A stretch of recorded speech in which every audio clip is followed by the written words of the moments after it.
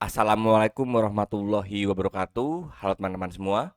Jadi kita di sini akan bahas lagi ya mengenai salah satu asam basa teman-teman. Tapi di sini adalah sistem HSAB ya. H-nya apa? Hard, soft, acid, base ya. Hard, soft, acid, base atau bisa kita bilang asam basa, keras dan lunak ya. Nah, coba kita bahas satu-satu ya. Ini adalah pendahuluan dulu pertama-tama, kemudian ada apa itu asam keras atau disebut juga hard acid, apa itu basa keras atau disebut juga hard base ya. Apa itu asam lunak atau disebut juga soft acid, apa itu basa lunak atau disebut juga soft base, teman-teman. Nanti kita bahas apa sih sebenarnya nih gitu. Jadi dalam sistem HSAB ini atau hard soft acid base ini sebetulnya adalah kelanjutan teman-teman ya, kelanjutan atau perkembangan dari teori asam basa Lewis ya di situ ya. Yang kembali dikembangkan atau diperluas lagi oleh si person di situ. Nah, dalam sistem HSAB ini dia bisa menjelaskan bagaimana kuat lemahnya ya, teman-teman. Kuat atau lemahnya interaksi yang lebih disukai antara logam pusat dengan ligan. Biasanya itu terjadi pada ikatan kompleks, teman-teman ya. Ikatan kompleks. Dan juga pada sistem HSAB ini dia itu berdasarkan percobaan empirik ya, teman-teman ya. Atau hasilnya itu berdasarkan percobaan gitu. Makanya di sini kita bisa lihat bahwa polanya itu agak aneh ya. Maksudnya sebenarnya dalam sistem HSAB ini dia belum bisa menjelaskan secara lengkap gitu. Karena memang berdasarkan kalau dari percobaan ini berdasarkan sistem atau percobaan dari empiris atau dari hasil percobaan teman-teman gitu. Jadi polanya itu terlihat cuman masih ada yang nggak sejalan gitu ya. Kita bisa lihat di sini untuk yang sistem asamnya ya di sini. Ini bahasanya teman-teman ya. Nah, pada sistem asamnya dia terdiri dari tiga bagian. Yang pertama itu adalah sistem asam keras atau disebut juga hard acid, sistem asam intermediate atau intermediate acid, dan juga sistem asam lemah atau soft acid. Nah, nanti kalau dalam sistem ASAB ini yang hard ini ya atau hard acid ya, itu akan lebih kuat ketika dia berikatan dengan hard base ya, teman-teman ya. Jadi yang keras dengan keras itu lebih kuat ikatannya ya dibandingkan yang keras dengan yang lunak kayak gitu ya. Kuat ya ikatannya. Atau berarti bondingnya itu sangat kuat ya. Nanti kita bisa lihat di konstanta kesetimbangannya di mana nanti untuk yang hard dengan hard itu sangat kuat ya. Berarti yang soft acid itu sangat kuat dengan soft base, teman-teman ya. Ikatannya. Nah, biasanya untuk yang hard acid itu adalah logam-logam ya. Ini logam-logam nih. Baik dari logam-logam golongan utama di situ ya, maupun dari logam-logam golongan transisi, teman-teman ya. Gitu. Untuk yang golongan utama, terutama untuk yang logam alkali dan juga alkali tanah, dia masuknya adalah hard acid ya, teman-teman. Sedangkan untuk logam-logam transisi yang generasi awal nih seperti SC, titanium, vanadium dan juga kromium, dia itu juga masuknya ke hard ya. Sementara untuk yang logam-logam transisi yang generasi berikutnya, terutama yang periode kedua dan ketiga ya, nih periode kedua dan juga periode ketiga, itu masuknya bisa intermediate maupun soft acid ya, teman-teman ya. Asam lunak ya, teman-teman. Nah, untuk yang bagian basanya ya di sini, basanya itu yang atasnya teman-teman, terutama yang bagian N, atom N, O dan juga F itu masuknya adalah hard base ya atau basa keras. Sementara yang bagian bawahnya ini adalah nih intermediate maupun soft base ya. Basa intermediate maupun basa lunak, teman-teman ya. Jadi untuk yang misalnya nih, untuk kalau teman-teman buat si TI ini ya, itu sangat kuat teman-teman. Atau kita ambil misalnya, apa ya, TI, ya TI lah misalnya. TI itu sangat kuat ketika dia berikatan dengan N, O ataupun F ya. Tapi dia itu sangat lemah ketika diberikatan dengan yang lain nih, yang warna biru gitu, yang soft base gitu ya. Jadi kuat dengan kuat, maksudnya keras dengan keras, sorry. Keras dengan keras, lunak dengan lunak seperti itu. Nah, dalam sistem HSAB ini itu ada 3 aspek yang bisa ditinjau teman-teman. Yang pertama itulah densitas muatannya atau dalam bahasa Inggris seperti charge density ya.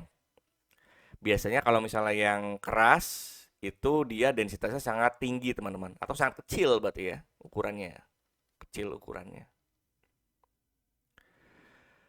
Terus kemudian karena dia sangat kecil berarti dia hampir tidak punya polarisabilitas ya, atau karakternya itu lebih ke arah ionik teman-teman ya.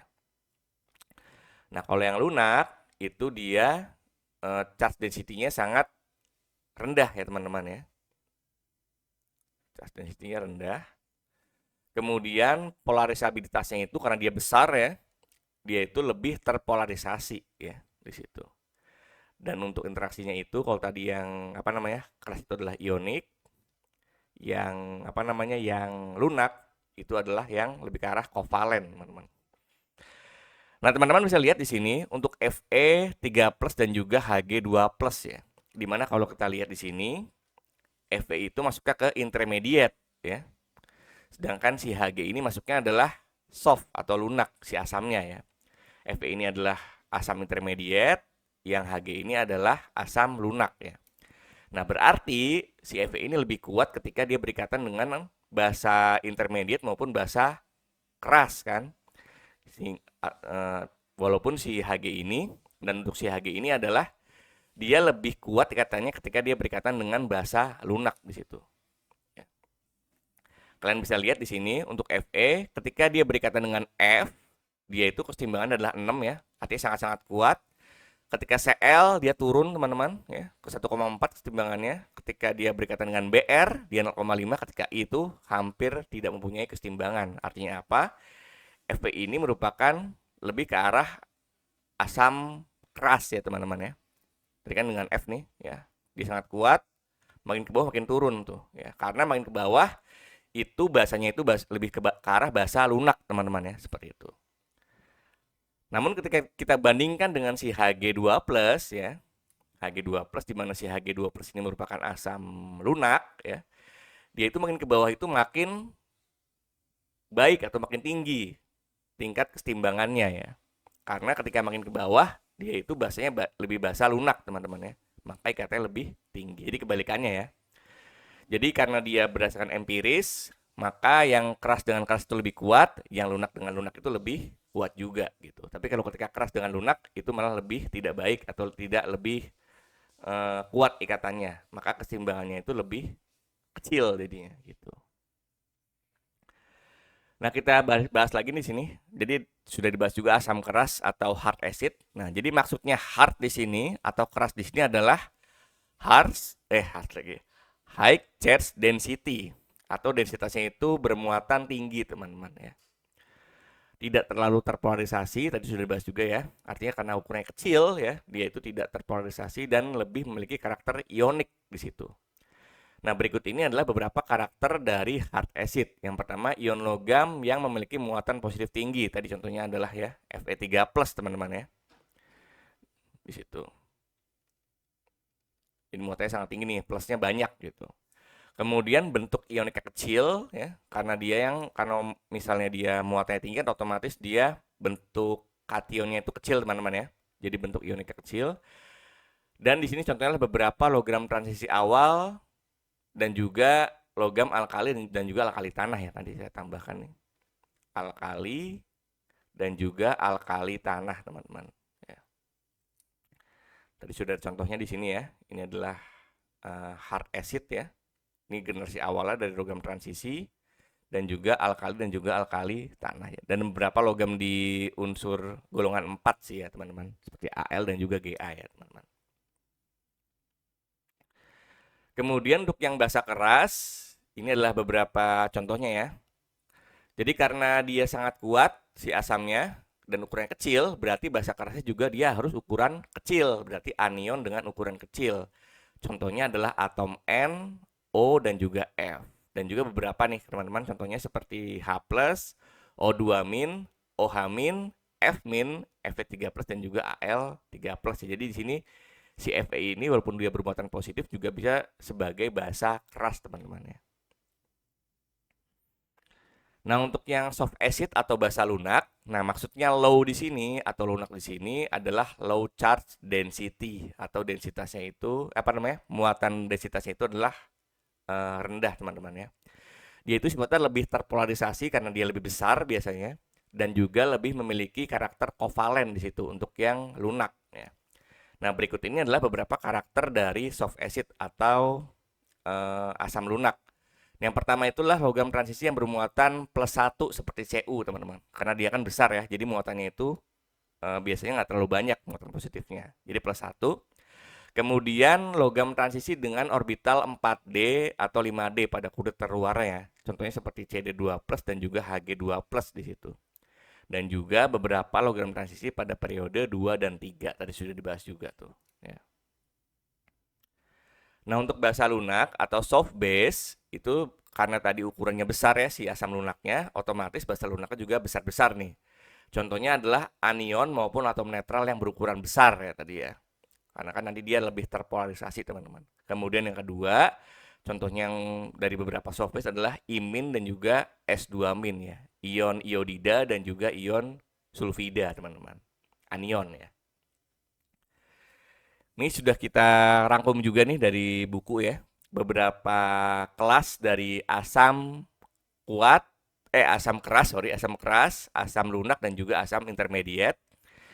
Ini beberapa bahasa ya teman-teman. Untuk yang Lewis base-nya, yang hard itu tadi sudah dibahas ya. F, tadi ada tuh, O dan juga N ya.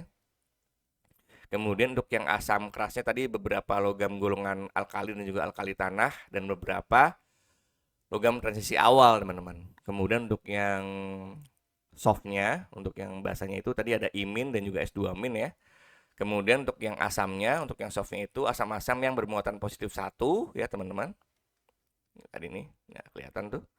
Nah, kemudian untuk yang intermediate, itu contohnya yang bahasa itu adalah yang Br-, SCN tuh ya teman-teman. Kemudian yang asamnya adalah Pb2+, Fe2+, CO2+. Jadi di antara asam keras dan juga basa lunak, teman-teman ya. Posisinya seperti itu. Dan inilah referensi yang digunakan untuk pembuatan video dan juga diskusi kali ini ya. Ada 4, teman-teman. Oke, mungkin gitu ya sih untuk materi kali ini. Semoga materi bermanfaat. Wabillahi taufiq wal hidayah. Wassalamualaikum warahmatullahi wabarakatuh. Terima kasih semuanya.